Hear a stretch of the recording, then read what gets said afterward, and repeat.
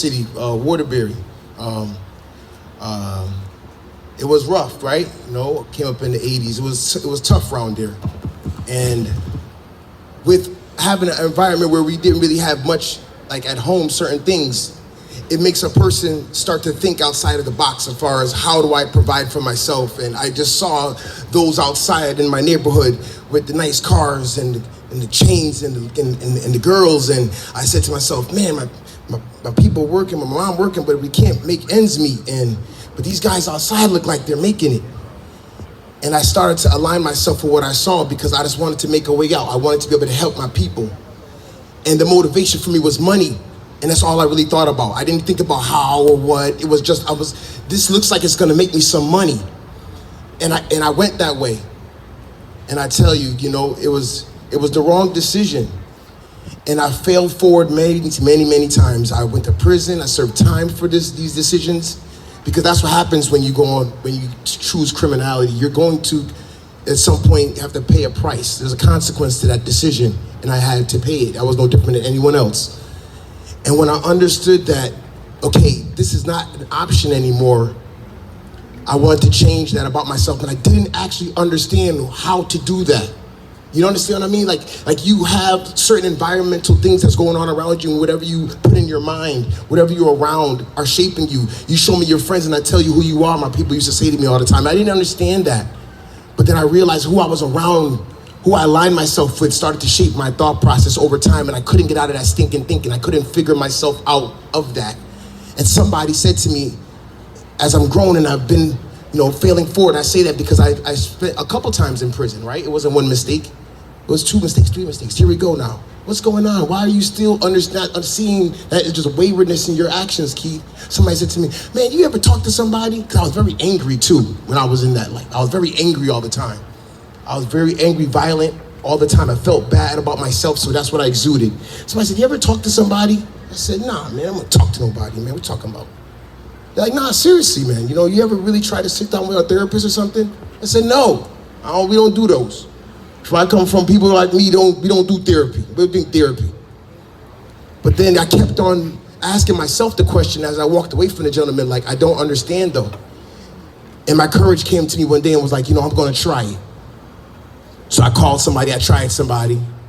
They didn't work first time. I said back to him, I said, I tried it, man. He didn't understand, he didn't align with me. And I went with somebody else that I felt like understood me. It reminded me of my older brother, And we got deep into it. And I started to make understandings and seeing myself change. And then once I realized that, okay, now, this is it. I want to be better. I want to change my life. How do I do that? You start to talk to people and try to help people out. That was something great that you said that I loved it. That's what changed for me. I went to school. I got my education. That's real. I got my associate's degree from Naugatuck Valley Community College, and I got my bachelor's degree from Ashford University, Sustainable Enterprise Management. Okay, so I started to making changes now. I'm making moves now, but that wasn't enough. So I went back to my college after I graduated. I said, I want to apply for this position, and I applied for the position, and I didn't get it. But I got introduced to another gentleman that said that there's kids that's on academic probation that's from the hood, and they're trying to get their education on, but they're on slippy ground right now. Can you help them? We have a men's group that we want to have you come and speak to them and share your experience in life story with them. And I started to do that. I wasn't getting paid for that. I just wanted to do it. I just started showing up. And that was it, y'all. I realized that giving back to other people, finding strength in my story and helping others was my motivation.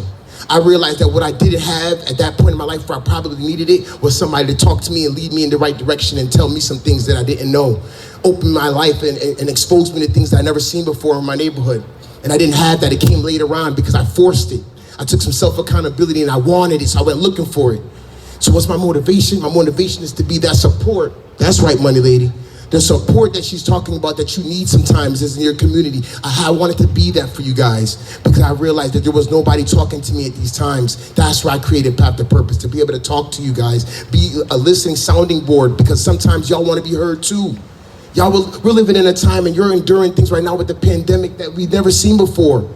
So I wanted to be able to say, I see you guys, I hear you, And before you get into trouble and get on yourself in anything that's going to allow you to have to fall in prison, hopefully we don't see that, you don't see that. But even if you do, you're not a lost cause. I still believe in you, but I'm here to help you try to deter that from the beginning. We don't have to go there. You understand? But my motivation and passion is that. It's just being an example for you of what you can be, regardless of what happens. That's why I talked about being a pro, because I had to utilize these same mentalities for myself. I had to use these things. I had to be these things first. And that's why I could tell you how it feels and what it looks like.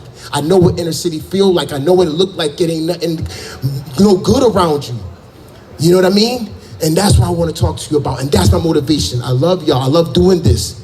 You know what I mean? So please, if I can take you can take anything from me, just understand that it's just being your greatest self. Just know who you are, because a lot of times when we're motivated by others and trying to be others is when we lose ourselves. So that's why I keep on pushing. Just find your purpose. Continue to believe in yourself.